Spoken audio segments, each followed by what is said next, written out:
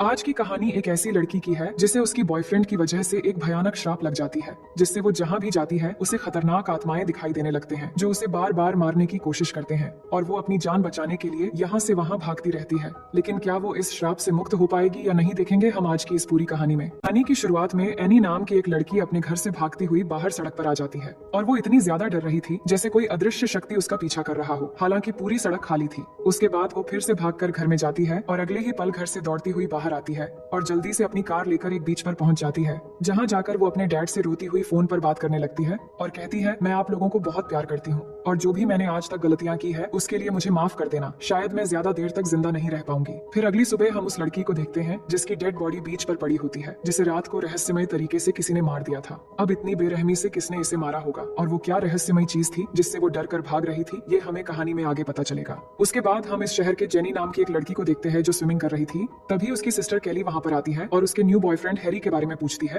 तो जेनी बताती है कि आज रात वो अपने न्यू बॉयफ्रेंड के साथ डेट पर जाने वाली है। इसके बाद जब वो घर के अंदर आती है तो देखती है कि उससे मिलने के लिए दो फ्रेंड्स आए हैं जिनका नाम है पॉल और यारा। लेकिन पॉल ये सुनकर अपसेट होकर बैठा हुआ था कि जेनी अपने नए बॉयफ्रेंड के साथ डेट में जा रही है, क्योंकि वो जेनी को मन ही मन बहुत पसंद करता था। फिर अगले सीन में हम देखते हैं जेनी अपने बॉयफ्रेंड के साथ मूवी देखने के लिए जाती है। लेकिन इस दौरान हैरी को एक लड़की येलो ड्रेस में दिखती है। तो हैरी जेनी से पूछता है, क्या तुम्हें वहाँ येलो ड्रेस में एक लड़की दिख रही है? तो जेनी कहती है कि नहीं, मुझे कोई भी लड़की नहीं दिख रही। ये सुनकर हैरी बहुत ज्यादा घबरा जाता है और वहाँ से जेनी को लेकर बाहर आ जाता है। फिर रात को वो दोनों एक रेस्टोरेंट में जाकर डिनर करते हैं, जिससे दोनों में काफी जान पहचान हो जाती है। इसके बाद अगले दिन शाम को दोनों एक बीच में जाते हैं और वहाँ बैठकर बातें करते हुए दोनों किस करने लगते हैं। तो जेनी उसे कहती है कि हमें कार में चले जाना चाहिए। इसके बाद दोनों कार में आकर तूफान और भूकंप की मजे लेने लगते हैं। जेनी की ये पहली डेट थी और इस एंजॉयमेंट से वो बहुत खुश हो जाती है। लेकिन उसके बाद अचानक हैरी जेनी को बेहोश कर देता है। फिर जब जेनी को होश आता है तो वो खुद को एक व्हील चेयर पर बंधी हुई देखती है और हैरी उसके आसपास ही था, जो टॉर्च जलाकर किसी को ढूंढते हुए जेनी से बातें करने लगता है और कहता है कि मुझे एक श्राप लग गई है, जिस वजह से हर वक्त मुझे कोई एंटिटी मारने के लिए मेरा पीछा करने लगता है, क्योंकि मैं एक बारटेंडर के साथ इंटीमेट हुआ था और तभी से मेरे साथ ये सब कुछ हो रहा है। लेकिन मैंने समझ लिया था कि इससे बचने के लिए मुझे किसी के साथ इंटीमेट होना पड़ेगा ताकि ये श्राप उस पर ट्रांसफर हो जाए। इसलिए मुझे तुम्हारे साथ ऐसा करना पड़ा, जिससे अब ये श्राप तुम पर ट्रांसफर हो गई है और अब एंटिटी को तुम भी देख पाओगी और मेरी तरह ये अब तुम्हें भी फॉलो करेगा। लेकिन याद रखना, ये बहुत ही ज्यादा खतरनाक और चालाक है और किसी के भी रूप में आकर तुम्हारा पीछा कर सकता है और अगर तुम पकड़ी गई तो ये तुम्हें मार डालेगा और फिर से मेरे पीछे पड़ जाएगा। इसलिए जितनी जल्दी हो सके किसी के साथ इंटीमेट हो जाना और ये श्राप उस पर ट्रांसफर कर देना। उसी दौरान हम देखते हैं कि एंटिटी वहाँ पर एक गर्ल के रूप में पहुंच जाता है और उनकी तरफ ही बढ़ने लगता है और अब जेनी भी उसे देख सकती थी, मगर हैरी जल्दी जेनी को लेकर वहाँ से भाग आता है और उसके घर के बाहर ड्रॉप कर देता है, जिसके बाद जेनी के फ्रेंड्स आकर उसे संभालते हैं। फिर हम देखते हैं कि वहाँ पर पुलिस भी आ जाते हैं, लेकिन जेनी से हैरी के बारे में कुछ खास जानकारी नहीं मिलती। लेकिन अगली सुबह पुलिस उस जगह पर इन्वेस्टिगेशन करती है, पर उन्हें हैरी के बारे में कुछ भी पता नहीं चलता, क्योंकि हैरी किसी और टाउन से आया था, इसलिए यहाँ उसे कोई भी नहीं पहचानता। अब कुछ दिनों बाद हम देखते हैं जेनी अपने स्कूल जाती है और जब क्लास चल रही थी तभी वो बाहर एक बूढ़ी औरत को देखती है जो कि हॉस्पिटल गाउन पहनकर उसकी तरफ आ रही थी। तो वो समझ जाती है कि ये वही एंटिटी है, जिसके बाद वो डरकर क्लासरूम से भाग आती है। लेकिन अब भी वो बूढ़ी औरत धीरे धीरे चलते हुए उसको फॉलो करती हुई पीछे आने लगती है, पर जेनी जल्दी से कार लेकर अपने घर चली आती है और घर आने के बाद ये बात वो केली और पॉल को बताती है, पर वो दोनों उसका विश्वास नहीं कर पा रहे थे। लेकिन इस बात पर पॉल कहता है कि आज रात वो जेनी के घर ही रुकेगा और पूरी रात नजर रखेगा। तो रात होने के बाद जेनी अपनी बहन केली के पास सो रही थी, लेकिन उसे नींद नहीं आ रही थी, तो वो पॉल के पास आ जाती है जहाँ वो सोफे पे बैठकर टीवी देख रहा था। अब दोनों आपस में बातें कर रहे होते हैं, तभी अचानक उन्हें किचन की तरफ से कांच टूटने की आवाज सुनाई देती है। तो पॉल जाकर चेक करता है और फिर जेनी से आकर कहता है किचन की कांच टूट गई है, लेकिन वहाँ पर कोई भी नहीं है। जिसके बाद वो केली को बुलाने के लिए ऊपर जाता है, तो जेनी वहाँ से उठकर किचन में जाती है और तभी वहाँ पर उसे वही एंटिटी दिखती है जो एक डरावनी लड़की के रूप में धीरे धीरे उसकी तरफ आ रही होती है और ये देखकर वो बहुत ज्यादा डर जाती है और भागते हुए अपने रूम में आकर दरवाजा लॉक कर देती है। जिसके बाद वहाँ केली और पॉल आकर दरवाजा खोलने को कहते हैं तो वो खोल देती है, लेकिन वो एंटिटी को नहीं देख पा रहे थे, इसलिए वो उस पर विश्वास नहीं कर पा रहे थे। तभी कोई और आकर दरवाजा नॉक करने लगता है तो सभी डर जाते हैं, पर दरवाजा खोलने पर वहाँ पर यारा होती है। तभी यारा के पीछे से एंटिटी भी आ जाता है, जिसे देखते ही जेनी डर के मारे घर के बालकनी से कूदकर बाहर आ जाती है और एक साइकिल लेकर भागते हुए एक प्लेग्राउंड में आकर वहाँ बैठ जाती है। फिर कुछ देर बाद उसके सभी फ्रेंड्स भी उसे ढूंढते हुए वहाँ आ जाते हैं, जिनके साथ उनके नेबर ग्रेग भी था। अब जेनी उनको सब कुछ फिर से बताती है, जिस पर वो प्लान बनाते हैं कि उन्हें सबसे पहले हैरी को ढूंढना होगा। इसलिए सभी ग्रेग की कार से निकल जाते हैं और हैरी के घर पहुंच जाते हैं। लेकिन घर जाने के बाद वो देखते हैं कि घर पूरा खाली है और घर का सारा सामान बिखरी हुई है, क्योंकि हैरी इस घर में रेंट देकर अकेला ही रहता था और यहाँ रहकर ही वो अपना श्राप जेनी को ट्रांसफर करके यहाँ से चला गया। वही पॉल को हैरी की कुछ बुक्स मिलते हैं, जिसमें एक लड़की के साथ हैरी की एक फोटो थी और हैरी के साथ ये लड़की कोई और नहीं बल्कि बल्कि वही एनी थी जिसको हमने कहानी की शुरुआत में देखा था। लेकिन एनी को किसने मारा था ये हमें आगे पता चलेगा। अब इस फोटो में एनी ने एक जैकेट पहनी हुई थी जिसे देखकर जेनी पहचान जाती है और बोलती है उसे पता है कि ये कौन से स्कूल का जैकेट है। इसके बाद वो पता लगाने के लिए जब उस स्कूल में जाते हैं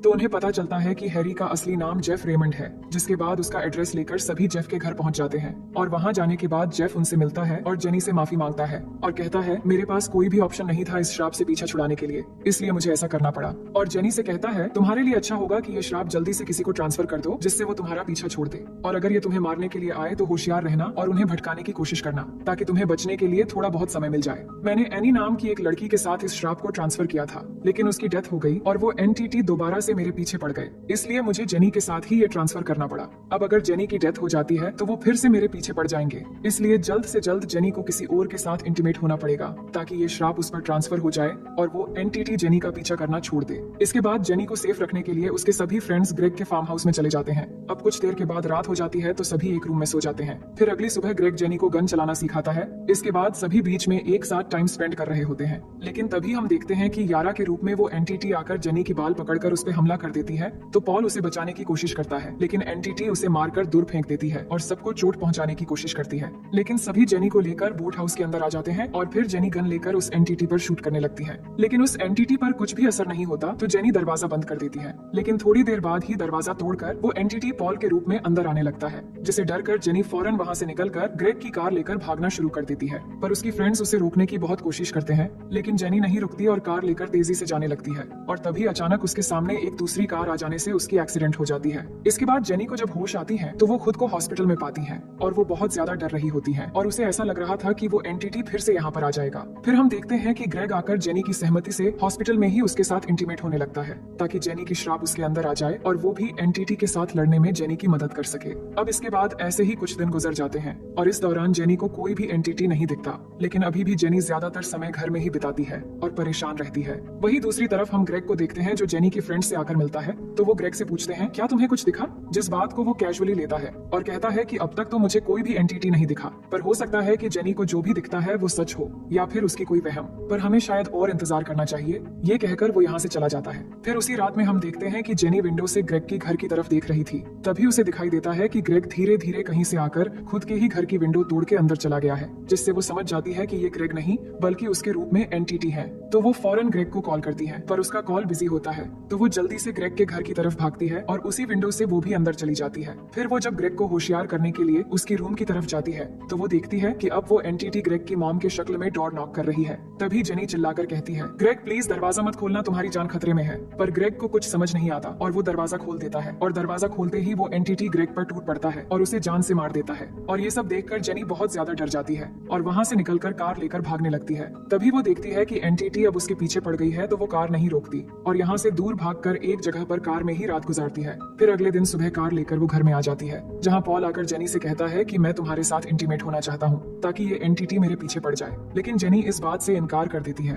और कहती है ये एनटीटी एक एक करके हम सबको मार डालेगी। फिर अगले सीन में हम देखते हैं जेनी और उसके सारे फ्रेंड्स एनटीटी को मारने के लिए एक प्लान बनाते हैं और सब कार लेकर घर से दूर एक स्विमिंग पूल में जाते हैं, जहाँ जाने के बाद पूल के चारों तरफ वो बहुत सारे इलेक्ट्रिक मशीन रख देते हैं। दरअसल उनका प्लान था कि जब वो एनटीटी जेनी को ढूंढते हुए यहाँ पर आएगा तो वो इलेक्ट्रिक शॉक देकर एनटीटी को मार डालेंगे। उसके बाद जेनी पूल में उतरकर एनटीटी के आने का इंतजार करने लगती है और बहुत देर इंतजार करने के बाद हम देखते हैं एनटीटी वहाँ पर आ जाता है, लेकिन वो आकर पूल में नहीं उतरता क्योंकि वो शायद उनका प्लान समझ चुका था। इसलिए वो एक एक करके इलेक्ट्रिक मशीन जेनी के ऊपर ही फेंकने लगता है, जिससे वो जख्मी होने लगती है और इस तरह वो पूल के अंदर मुसीबत में पड़ जाती है। लेकिन तभी पॉल एक गन लेकर उस एनटीटी पर शूट करने वाला होता है, लेकिन वो उसे दिख ही नहीं रहा था। तभी केली उस एनटीटी पर एक कपड़ा डाल देती है और फिर पॉल उसे शूट कर देता है और वो पानी में गिर जाता है। अब इसके बाद वो जेनी को पूल से बाहर ला पाते, तभी वो एनटीटी उसकी पैर पकड़कर फिर से पानी में खींच लेता है। तो पॉल एनटीटी पर फिर से गोलियां चलाने लगता है, जिससे एक गोली जाकर एनटीटी के सर में लगता है और वो जेनी को छोड़ देता है। इसके बाद वो जेनी को पूल से बाहर निकाल लेते हैं, लेकिन अब उन्हें वो एनटीटी चारों तरफ दिख तो नहीं रहा था, पर उसके ब्लड से पूल का सारा पानी धीरे धीरे रेड हो जाता है। लेकिन उन्हें अभी भी डाउट था कि एनटीटी मर गया है या नहीं, क्योंकि सबकी तरह जेनी ने भी सिर्फ उसका ब्लड ही देखा है। इसीलिए घर आकर ना चाहकर भी जेनी को पॉल की बात माननी पड़ती है और वो पॉल के साथ इंटीमेट हो जाती है ताकि पॉल उसकी मदद कर पाए। अब ऐसे ही कुछ दिन गुजरते हैं और दोनों को अब कोई भी एनटीटी नहीं दिखता और उन्हें लगने लगा था कि शायद एनटीटी मर गया है और उनके पीछे अब नहीं आएगा। लेकिन हम कहानी के आखिर में देखते हैं कि जब पॉल और जेनी हाथ पकड़ के एक साथ चल रहे थे, तभी एक एनटीटी उनके पीछे से आ रहा होता है और इसी सीन के साथ ये कहानी यहीं पर खत्म हो